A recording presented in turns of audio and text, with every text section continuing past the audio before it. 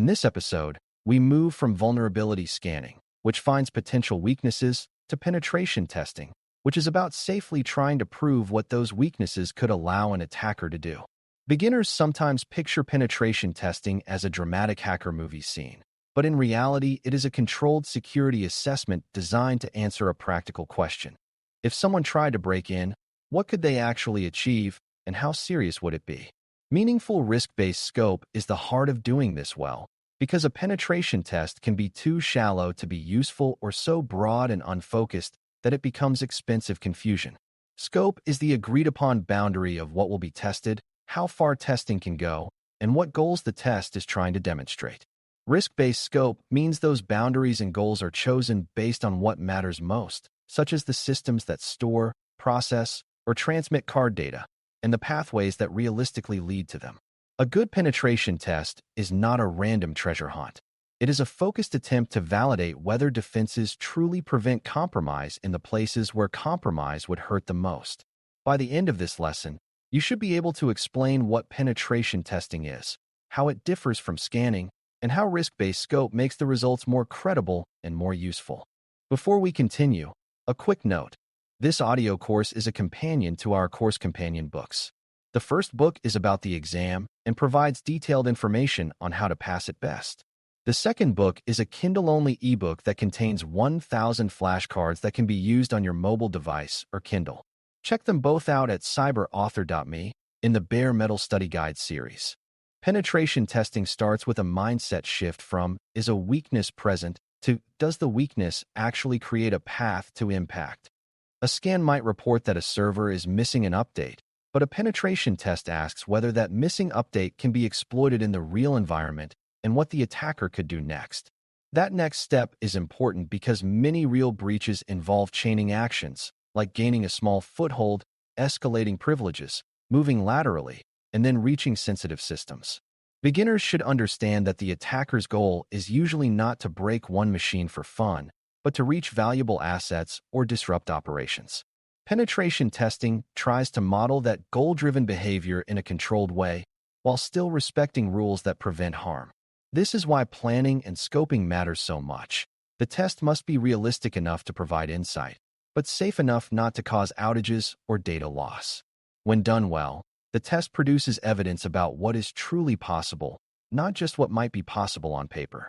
A risk-based scope begins with identifying assets and processes that carry the highest impact if compromised. In payment environments, that often means systems that handle payment transactions, databases that store sensitive account data, administrative consoles that manage security controls, and networks that connect these pieces. It also includes critical supporting infrastructure, like identity systems, logging systems, and remote access gateways, because attackers often target these to gain leverage. Beginners should learn that risk includes both likelihood and impact, and scope should consider both. A rarely used system might still be high risk if it has powerful access, and a widely used system might be high risk because it is exposed and frequently targeted. Risk-based scoping also considers business realities, like which systems are critical for operations and which can tolerate testing without disruption.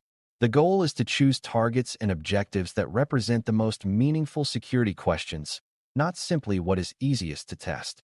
Another essential scoping concept is defining the attacker perspective, because different perspectives reveal different risks.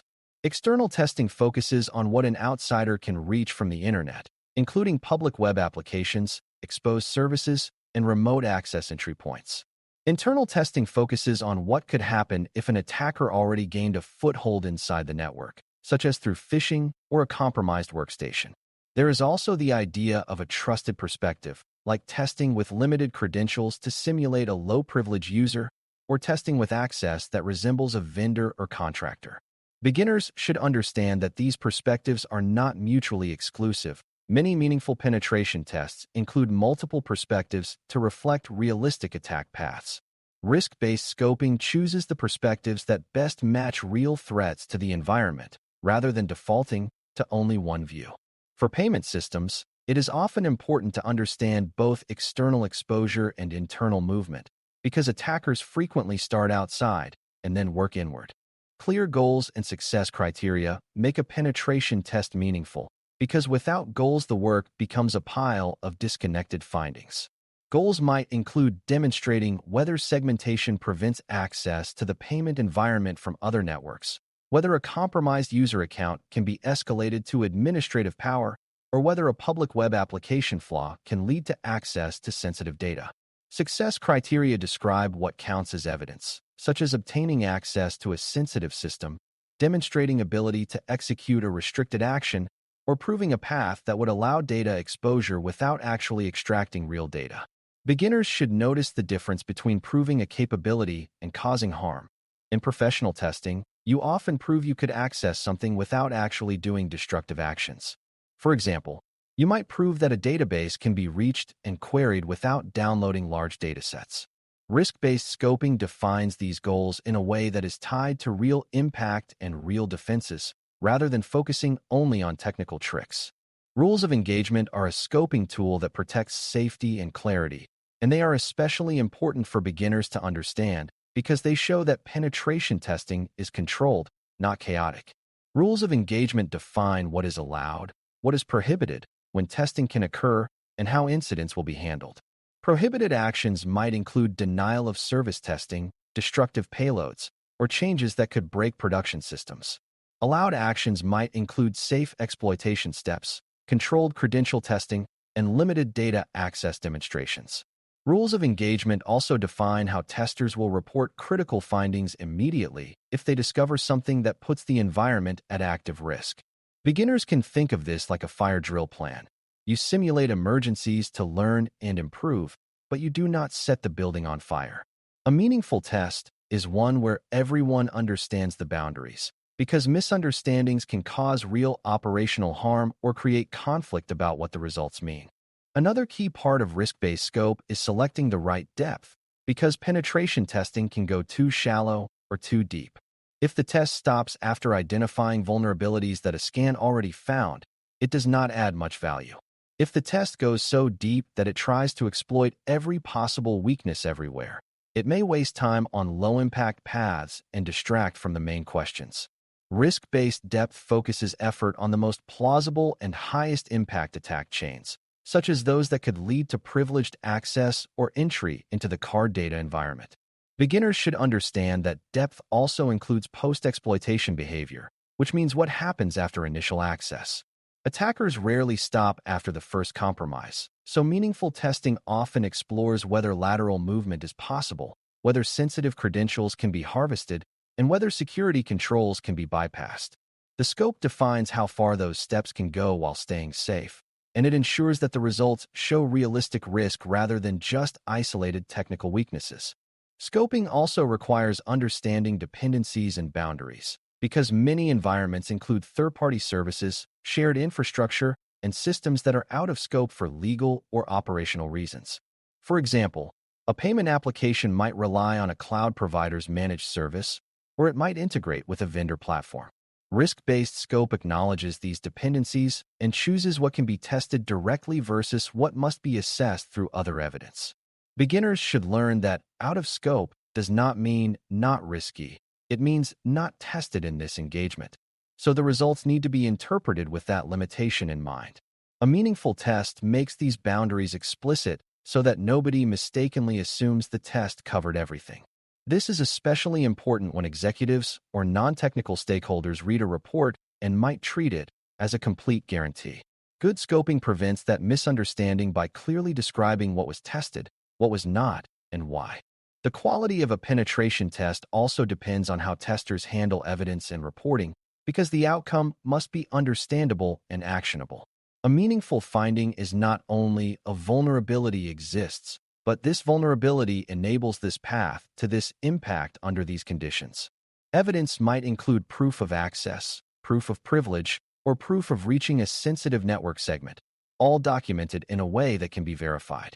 Beginners should notice that credible reporting includes enough detail for defenders to reproduce and fix issues, but not so much detail that it becomes a step-by-step guide for attackers. The report should prioritize risks, explain the attack chain, and recommend remediation steps that address root causes rather than superficial symptoms. Risk-based scope supports good reporting by ensuring findings map back to the original goals, making the report cohesive rather than a random list. When goals are clear, the final results answer the questions stakeholders actually care about, like whether segmentation holds, whether admin pathways are hardened, and whether external exposure is manageable. Penetration testing also interacts with operational readiness, because a test can reveal not only vulnerabilities but also detection and response capability. During testing, defenders might observe alerts, logs, and incident response processes, which helps them understand how quickly they can detect and contain suspicious behavior. This is sometimes called purple teaming when collaboration is explicit, but even without collaboration, a test can serve as an opportunity to evaluate whether monitoring sees what it should. Beginners should understand that this is not about catching defenders failing. It is about improving the system. If testers can move through systems without generating any alerts, that suggests monitoring gaps. If defenders detect and respond quickly, that shows resilience even if a vulnerability exists. Risk-based scoping can include these evaluation points by selecting attack paths that mirror realistic threats, making the test a meaningful rehearsal for real incidents.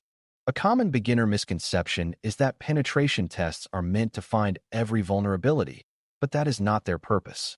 Scanning is better for broad discovery, while penetration testing is better for demonstrating exploitability and impact.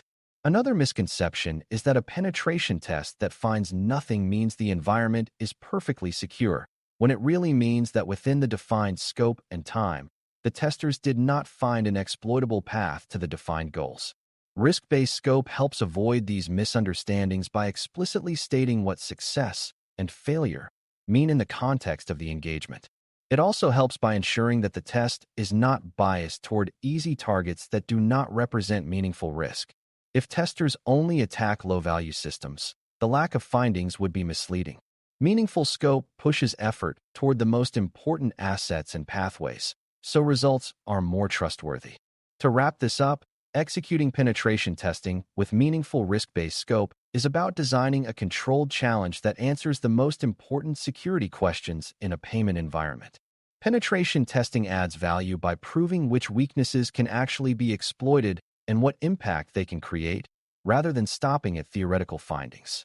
Risk-based scope chooses targets, perspectives, and depth based on what matters most, such as protecting the systems that handle card data and the pathways that could lead to them. Clear goals, rules of engagement, and explicit boundaries keep testing safe and make results interpretable. When reporting ties findings back to attack chains and business impact, the test becomes a practical tool for improvement rather than a scary document. A well-scoped penetration test therefore strengthens security not by promising perfection, but by revealing real pathways of risk and helping teams close them before an attacker tries the same route. Thanks for listening. For more audio courses, daily newsletters, and more, please visit DailyCyber.News.